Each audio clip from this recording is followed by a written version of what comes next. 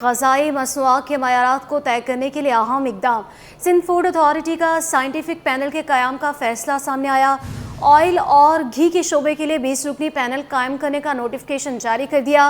Panel ग़ज़ाई मयारात और तकनीकी पहलुओं पर सिंध फूड अथॉरिटी को सिफारिशात देगा। पैनल की तश्कील से ग़ज़ाई तहफ़्फ़ुज़ और मयार में बेहतरी आएगी। इस हवाले से मज़ीद तफ़सीलात हासिल कर लेते हैं आजीज़ जमाली से। बताइएगा आजीज़। जी हाँ, ये सिंध फूड अथॉरिटी ने एक आज नोटिफिकेशन जारी किया है जिसमें इन्होंने एक साइंटिफिक पैनल बनाने का फैसला किया था और अब उसका नोटिफिकेशन जारी किया है। ये कह रहे हैं कि ऑयल और घी के शोबे में 20 रुकनी एक साइंटिफिक पैनल कायम किया गया है। ये साइंटिफिक पैनल सिर्फ सिंध नहीं बल्कि पंजाब, खैबर पख्तूनख्वा और बलूचिस्तान के फूड अथॉरिटी के नुमाइंदे इसमें शामिल हैं। मुख्तलिफ जामियात के फूड साइंसेज माहिरीन और वनस्पति मैन्युफैक्चरर्स एसोसिएशन के नुमाइंदे भी शामिल हैं। अब ये पैनल जो है ये ग़ज़ाई मयारात और तकनीकी पहलुओं पर सिंध फूड अथॉरिटी को सिफारिशात देगा। पैनल जो है वो जदीद तहकीक की रोशनी में ग़ज़ाई मसनूआत की मयारात तय करेगा और साइंटिफिक पैनल के इक़दाम से ऑयल और घी की सनत में मजीद बेहतरी आएगी। ये कहना है सिंध फूड अथॉरिटी के जो डायरेक्टर जनरल हैं मुजम्मिल हुसैन हाले पोटो। इनका ये कहना है कि साइंटिफिक पैनल तश्कील देने से ग़िज़ाई तहफ़्फ़ुज़ में बेहतरी आएगी और सिंध फूड अथॉरिटी अवामी सेहत और खुराक के मयार में कोई भी समझौता नहीं करेगी। जी आज़ीज़, आप हमारे साथ ही मौजूद रहिएगा।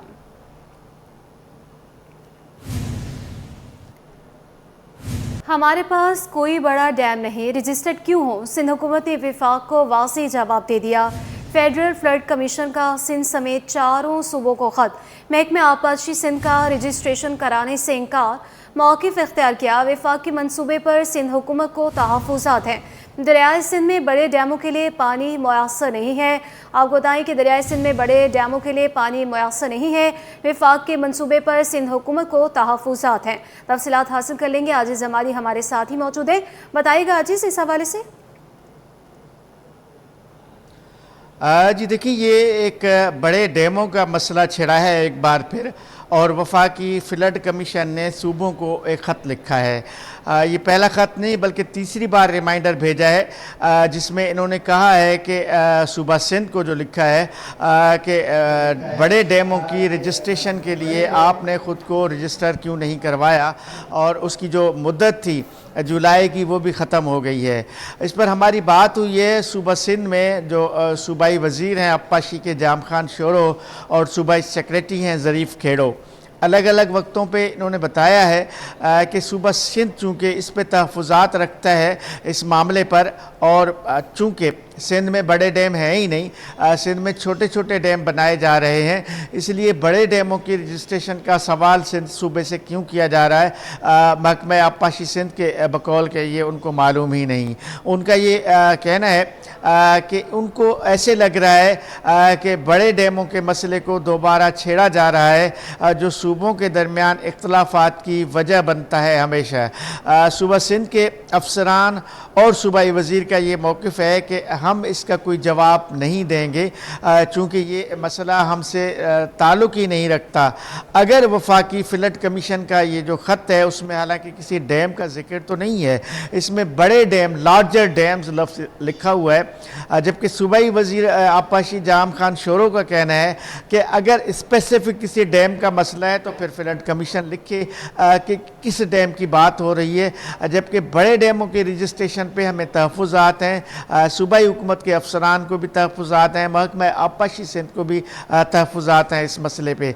तो इस वजह से सूबा सिंध ने इसका कोई भी अब तक जवाब नहीं दिया है, जबकि वफाकी फ्लड कमीशन ने अपने ख़त में ये लिखा है कि 3 बार रिमाइंडर भेजने के बाद जवाब नहीं मिला है, लेकिन अभी भी जो वफाकी इदारा है वो चूँकि प्लानिंग कमीशन ने उनको लिखा है तो ये वफाकी इदारा अभी भी सूबों के जवाब का मुंतज़िर है। लेकिन सूबा सिंध ने तो साफ़ कह दिया कि वो कोई जवाब नहीं देंगे।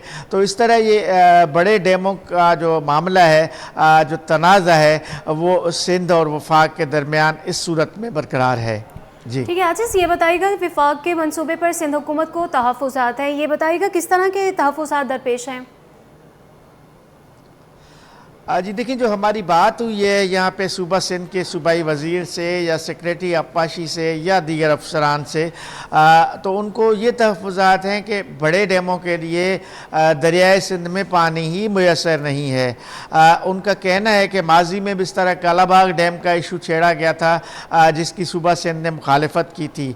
तो लिहाजा सूबा सिंध का ये मौक़िफ़ है कि बड़े डैमों के इशू को ना छेड़ा जाए।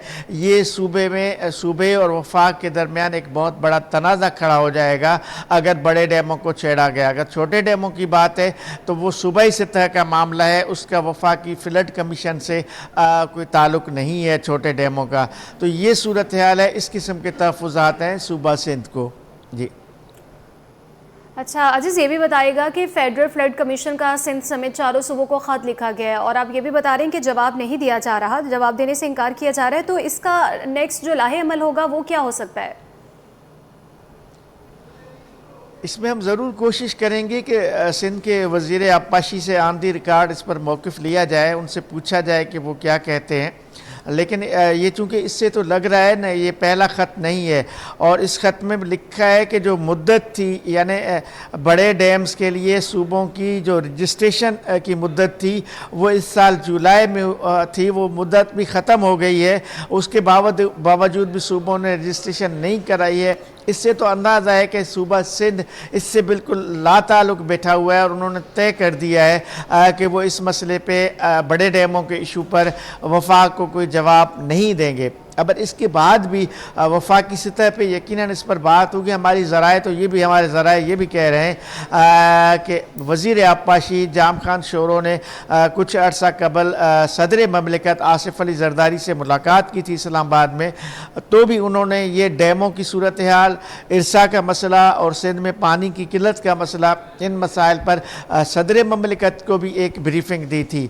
अगर ये मसला किसी तरफ जाएगा तो आला क़यादत की तरफ जाएगा, बड़ी सतह पर इस पर बातचीत होगी। यकीनन ये फिर अगर इस एक ख़त से मामला हल नहीं होगा, फिर वफाकी हुकूमत के नुमाइंदों को सूबाई हुकूमत के नुमाइंदों से बैठ कर इस पर बात की जाएगी। जिस तरह इरसा के मामले पे भी एक तनाज़ा पहले से चल रहा है, सिंध असम्बली ने एक करारदाद मंजूर करवाई है। 6 कैनालों की तामीर का मसला चल रहा है, उस पर सूबा सिंध के तहफ़्फ़ुज़ात हैं, उस पर भी सिंध असम्बली ने एक करारदाद मंजूर की है। मुख्तलिफ़ जमातें इस पर एहतजाजी मुज़ाहरे भी कर रही हैं। तो ये तनाज़ा अब उसी लेवल का तनाज़ा है। इसको अगर इस तरह हल नहीं होगा, इस पर यकीनन वफाकी और सूबाई सतह पे, आला सतह पे जब बातचीत होगी तभी ये मसला हल हो सकता है। जी, आला सतह पर बातचीत होने पर यह मसला हल हो सकता है। बहुत शुक्रिया आपका आजिज़ जमाली।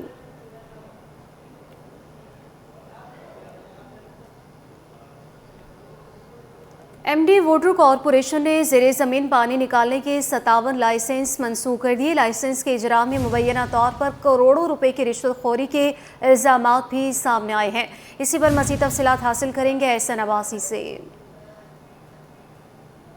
जी बिल्कुल, एमडी वाटर कॉरपोरेशन की जानिब से एक बड़ा कदम उठाया गया है। बैरून मुल्क से दौरे से वापस पहुंचते ही वो 57 लाइसेंस जो सब सॉइल सेल की जानिब से जारी किए गए थे सब सॉइल ऑपरेटर्स को ज़ेरे ज़मीन पानी की डिस्ट्रीब्यूशन के हवाले से, उनको फौरी तौर पे मनसूख कर दिया गया। बताया जा रहा है कि बड़े पैमाने पर जो है वो मुबैना तौर पे करोड़ों रुपए की करप्शन का सबब बने हैं। ये लाइसेंस सब सॉइल सेल के जो अफसरान और अमला था वो इस तमाम तर मामलात में जो है वो मुलव्वस पाया गया है, जिसके पेश नज़र इन लाइसेंसेस को कैंसिल किया गया है। साथ साथ वो जो दस्तावेज़ात लाइसेंस के अजरा के लिए जो वसूल किए जाने थे सेल की जानिब से ऑपरेटर्स को जमा कराने थे, उसमें भी जो है वो मुकम्मल तौर पे दस्तावेज़ात जमा नहीं कराए गए हैं। ये तमाम तर मामला इंतहाई अहमियत का हामिल है, क्योंकि माजी में सब सॉइल की आड़ में जो है वो लाखों गैलन मीठा पानी कराची शहर का जो है वो ऑपरेटर्स ने चोरी किया। 2018 में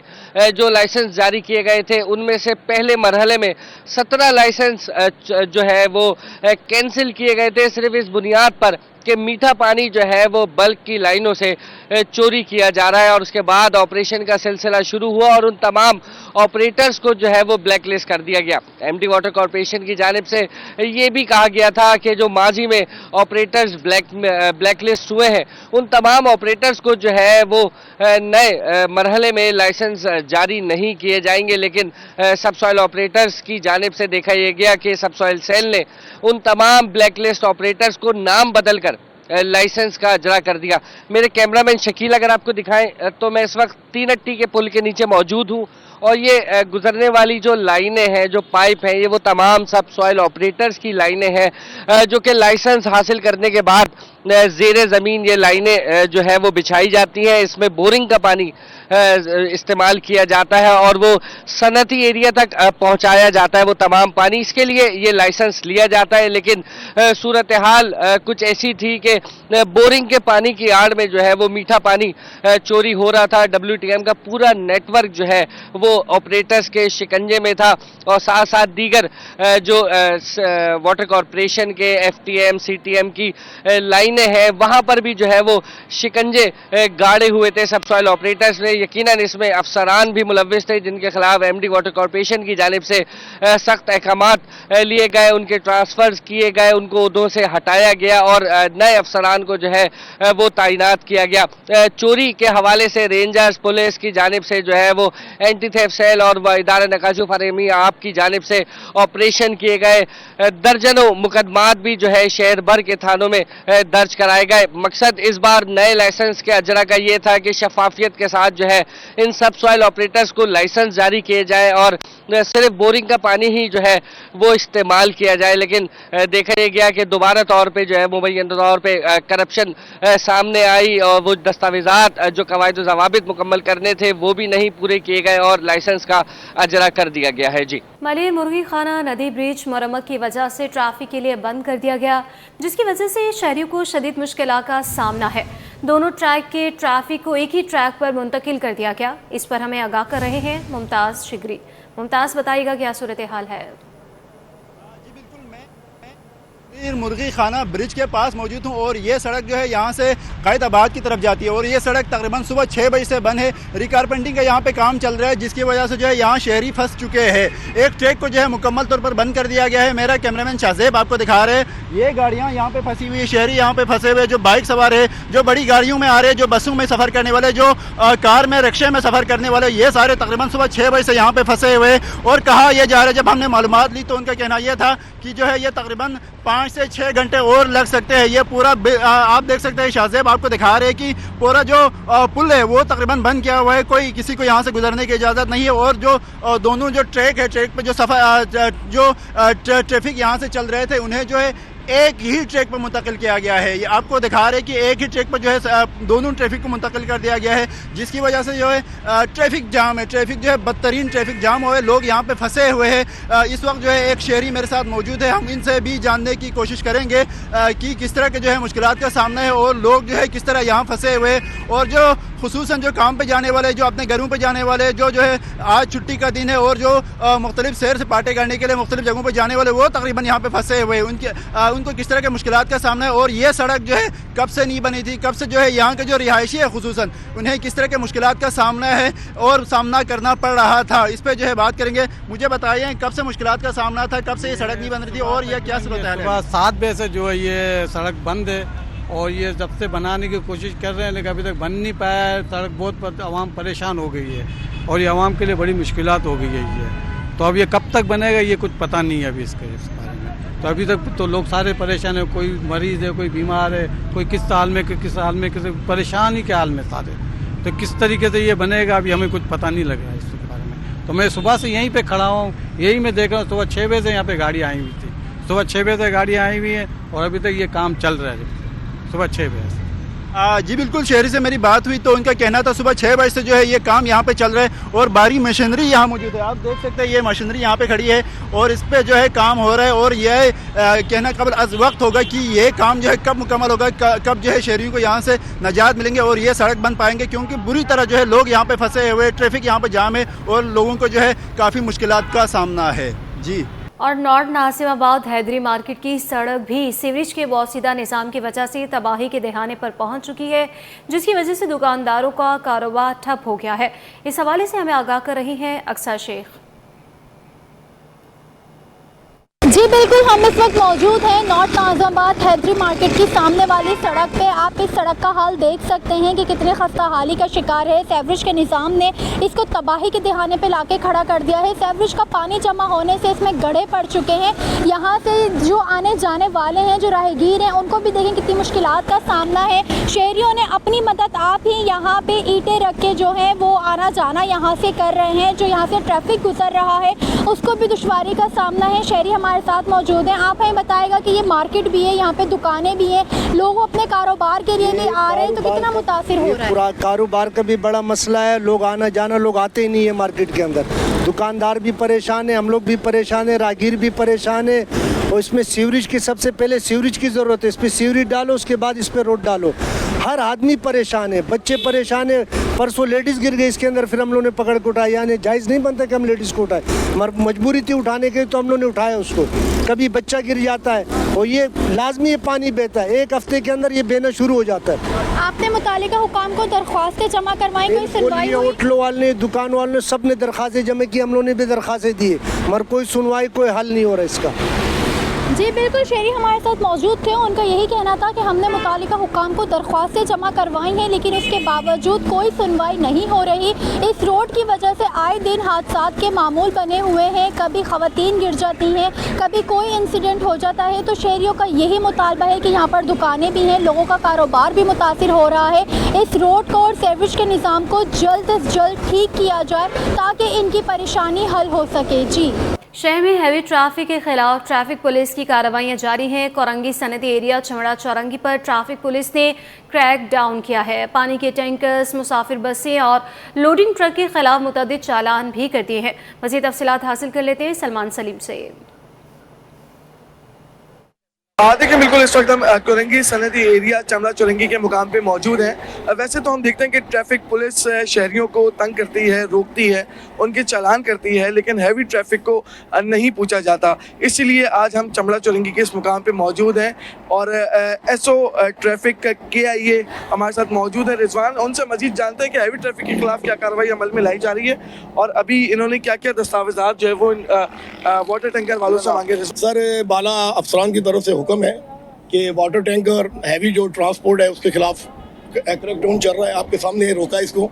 इसके पास परमिट भी है, फिटनेस भी है, ये लाइसेंस भी है इसका, और इसके पास शनाख्ती कार्ड भी है।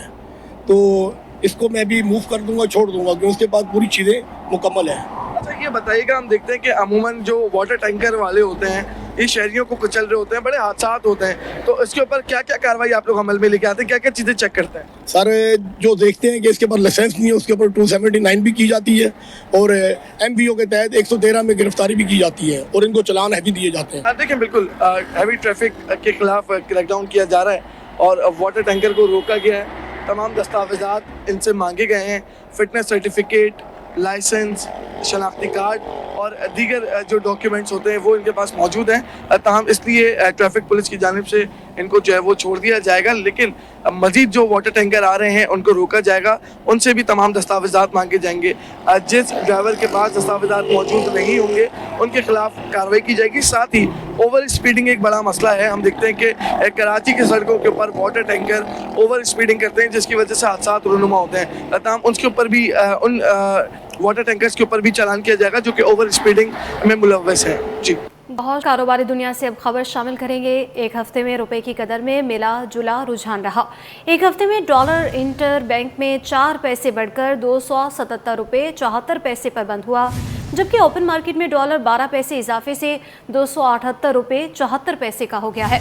तफसीलात मज़ीद हासिल कर लेते हैं अशरफ खान से। बताइएगा अशरफ। जी, देखा जाए एक हफ्ते के दौरान रुपए की कदर में मिला जुला रुझान रहा है। एक हफ्ते में इंटर बैंक मार्केट में अमरीकी डॉलर 4 पैसे इजाफे से 277 रुपये 74 पैसे पर बंद हुआ है, जबकि ओपन मार्केट में अमरीकी डॉलर 12 पैसे इजाफे से 278.74 पे पहुंच गया है। एक हफ्ते में यूरो ₹1.51 सस्ता होकर ₹299.90 का हो गया है, जबकि बरतानी पाउंड एक हफ्ते में ₹1.06 महंगा होकर ₹360.70 पे पहुंच गया है। एक हफ्ते में यूएई दिरहम की बात करें तो ₹75.97 बरकरार रहा है, जबकि एक हफ्ते में सऊदी रियाल 2 पैसे इजाफे से ₹74.14 पर आ गया है। माशी माहिरीन का कहना है तरशीलात दर बढ़ने और ज़र मुबदले ज़खायर में इजाफे से रुपए पर प्रेशर कम होगा।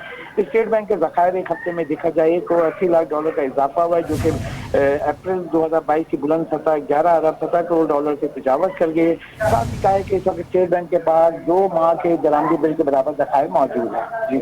जी बहुत शुक्रिया अशरफ खान आपका।